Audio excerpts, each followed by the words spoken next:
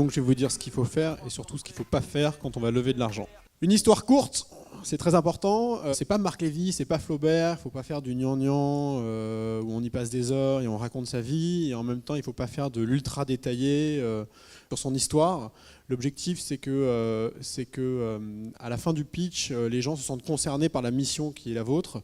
Et donc le mieux, et en fait c'est surtout un moyen de ne pas se planter quand on raconte quelque chose, c'est de faire des choses courtes, concises et qui donnent envie. Donc essayez toujours d'avoir une histoire courte à raconter aux investisseurs. Peu importe ce que les chiffres de McKinsey ont à dire sur votre marché, c'est pas ça qui est intéressant pour les investisseurs. On sait globalement que l'advertising dans le monde, c'est des centaines de milliards de dollars chaque année. Et oui, vous allez peut-être capter 0,001% de ce marché, et ce sera génial pour vous, mais ce n'est pas du tout intéressant. Ce qui est intéressant quand vous avez une boîte et quand vous développez un produit, c'est la cible que vous targetez. Il n'y a rien de plus important, et donc n'oubliez jamais ça.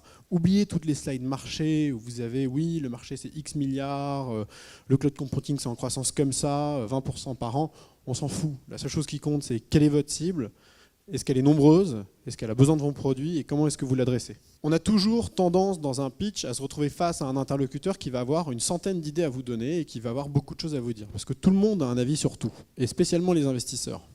Et quand on a ça en face de soi, quand on a des gens qui ont des avis à donner sur votre boîte et qui ont plein d'idées, on a une fâcheuse tendance à vouloir rentrer dans le débat. Et rentrer dans le débat, c'est le meilleur moyen de donner le bâton pour se faire taper dessus. Ne rentrez pas dans le débat. Votre boîte, vous l'exécutez tous les jours, et il y a des choses que vous savez, il y a des choses que vous ne savez pas, et vous devez rester hyper concis, clair et court dans les réponses que vous donnez. Rentrez pas dans le débat. Si vous ne savez pas, vous ne savez pas, et si la personne a une idée, il faut acknowledge. Ok, j'ai bien enregistré, j'ai compris, j'y réfléchirai. Mais évitez de rentrer dans le débat à tout prix. On a le cas d'une boîte chez nous qui fait une communauté et qui est allé voir les investisseurs en leur parlant de la communauté, et 2 ou 3 investisseurs lui ont dit « Ah, mais en fait, ta communauté, finalement, tu es en train de faire un média. » Il a dit « Bah ouais, c'est exactement ça, je fais un média. » Sauf que le média, c'est pas du tout ça. Le média et une communauté, c'est 2 choses différentes. Le média, c'est compliqué, c'est de la ferme de contenu, c'est savoir publier beaucoup de contenu très vite, à très haute fréquence, générer du trafic sur ce contenu, le monétiser, c'est un métier à part. C'est pas la même chose que créer une communauté, alors que la communauté, il l'a créée très bien. Et donc en rentrant dans le débat du média, l'investisseur la dernière fois me dit « Hey Jean, tu sais, ton entrepreneur… » Je lui ai dit, tiens, ta communauté, c'est un média. Il m'a dit, oui, c'est un média. Il a conscience que c'est un média, mais en fait, il n'y connaît rien aux médias. Et donc, un mec qui était hyper bien câblé, qui a des super métriques, qui a une super boîte et qui est hyper pertinent sur son sujet, tout d'un coup, s'est fait décrédibiliser parce qu'il est rentré dans le fight avec l'investisseur sur ce sujet-là, alors qu'il n'aurait pas dû. Et donc, c'est ça. Vous savez rien, vous savez votre boîte, vous savez où vous allez, vous savez ce que vous êtes en train d'exécuter, mais quand vous ne savez pas, surtout n'improvisez pas. Surtout, essayez pas de jongler là-dessus, de tisser quelque chose, d'essayer de vous raccrocher à quelque chose. Si vous ne savez pas, vous ne savez pas. Ce n'est pas grave. À la rigueur, faites des assumptions, essayez de leverager sur ce que vous dit l'investisseur.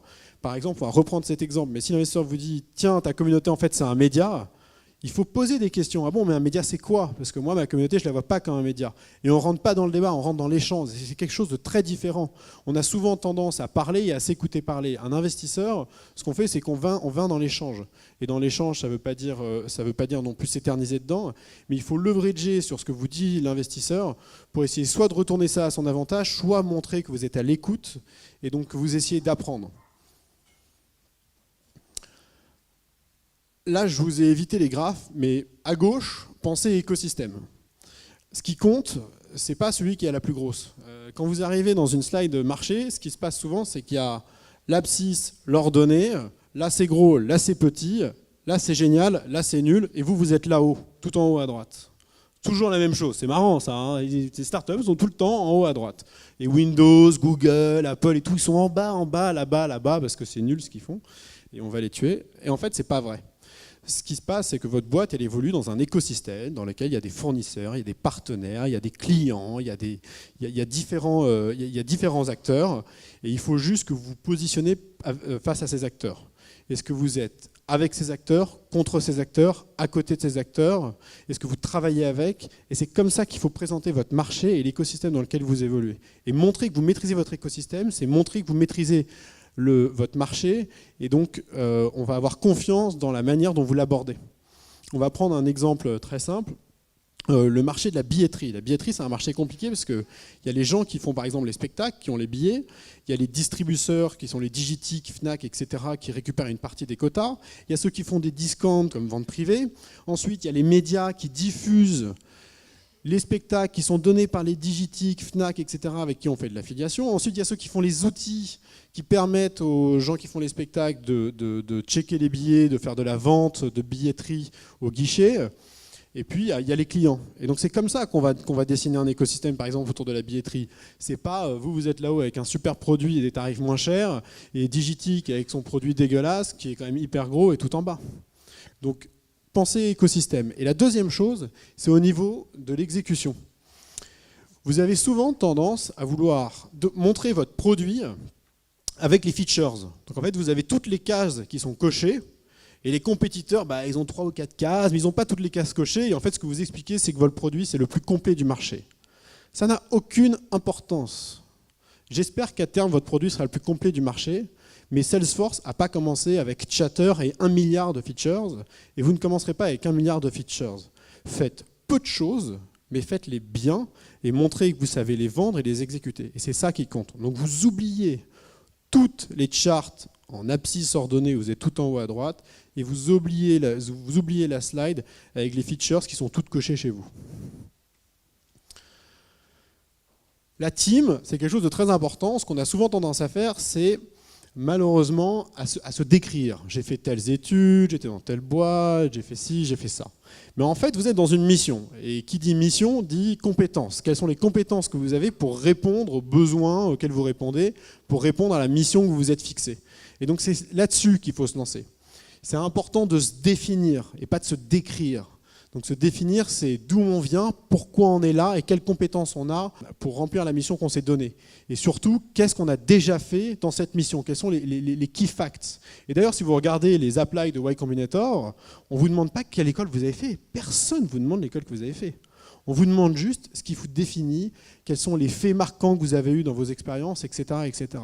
Donc dans la team, oubliez les côtés école, expérience professionnelle, etc. Ce qui compte, c'est ce que ça représente et pas ce que c'est.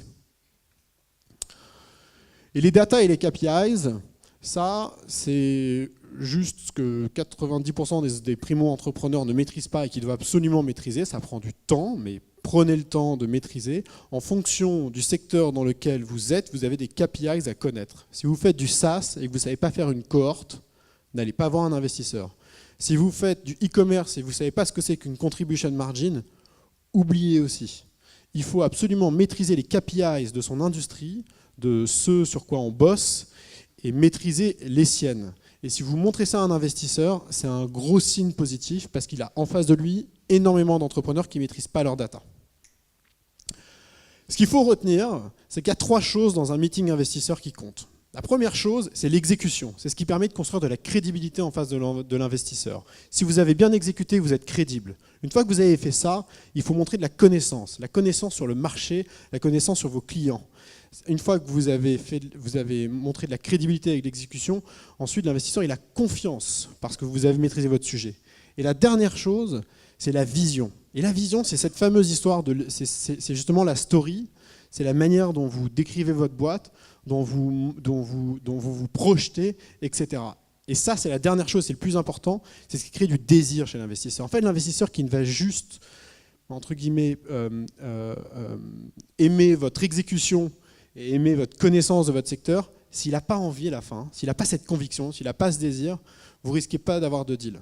Donc retenez bien ces 3 choses, exécution, connaissance, vision, pour générer crédibilité, confiance et désir. Merci.